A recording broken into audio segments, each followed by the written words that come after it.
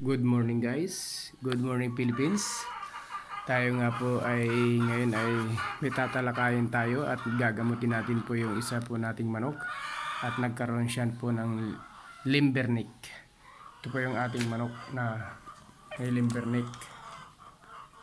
Papaling-paling po ang liig nito. Ayan po. Ayan guys. Wala po sa kondisyon. Lagi po nasa taas po ang kanyang paningin, pati paikot-ikot. Yan guys, ang manok po natin ay may limbernick, kaya po guys gamutin natin dahil po tayo ay matagal na tayo sa magmamanok. Marami na po tayong kalaman pagdating dito sa limbernick. Yan guys, tingnan nyo naman po, pagmasdan nyo po ang limbernick. Ito po guys, ang matinding sakit po nito ay ang kaya nagkakaroon ng limbernick ang isang inahin o kaya isang tandang o kaya sisiw ay gawa po nakakakain po sila na bulok na hayop na hindi po natutunawan. Yung po ang tinitira po yung just yung kanilang stomach. Talaga po nararamdaman po nila ang sakit po na yan. Kaya po yan guys, so ayan, paling-paling masakit po, parang paling-paling ang liig. Kaya po guys, gagamutin po natin sa pamagitan nito Yakult.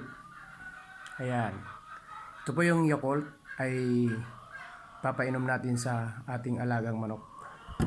Tapos asin, kaunting asin. Tapos inggelya. Ito po yung pansip-sip ng Yakult at para sa bibig ng ating manok, ipapasak natin sa bibig tapos kukunin natin dito. And guys, gagawin na natin po ito para gumaling na po ang ating alagang manok na naglilimlim pa naman po ito guys. Ayan guys, tuklapin na natin ito, yung Yakult. Ito po yung asin, ilalagay natin po yung asin sa Yakult. Ayan.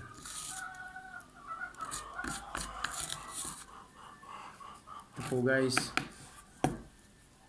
ang may alam lang po nito ay yung matagal na magmamanok. Kung bago lang po kayo magmamanok, mapupulutan nyo po yung aral para sa paggagamot ng ating manok. Ayan, tatakpan po natin ulit.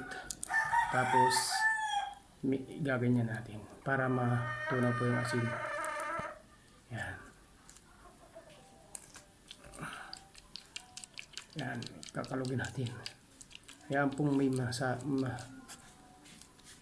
talagang may masasayang. Ayan guys, gawin na natin. Ito po yung ating manok na may limbernick. Papaling-paling, ayan guys, oh, ayan. Try na natin. Buksan na natin guys ang Yakult. Tapos kumuha tayo dito. Mas magaling po na may kasama paghahawak.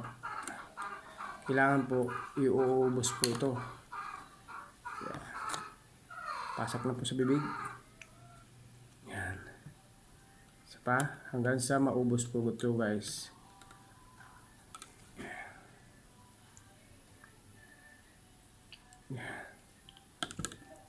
Paubos po nito.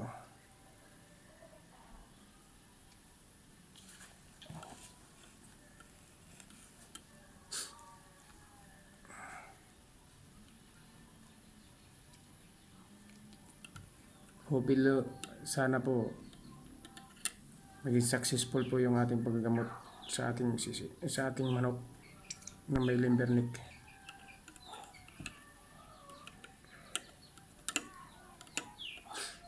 Ganito guys, ang may limbernick na manok ay talagang may amoy na po ang bunganga dahil sa kanyang kinain niyang bulok na hayop.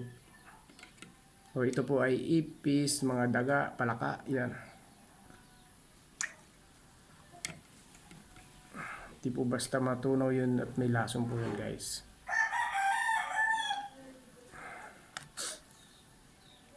And guys. Nabigyan na po natin ito ng Yakult. Ito po yung ating may Limberneck. Ayan o, maayos-ayos na po siya.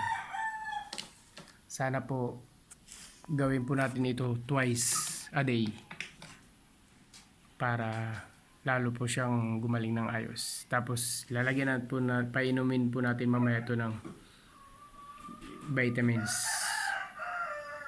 Kahit po yung capsule na yung pinapainom po natin multivitamins. Okay na po yun. Updated po sana po kayo guys. Kailangan nyo po mag-share and like. Ayan, para lagi po kayong updated sa paggaling po ng ating inahin. Kung ito po ay gagaling o hindi. Let's go Philippines! Ito po ang Probinsyanong Kalbo. Bumabati ng Good Morning Philippines.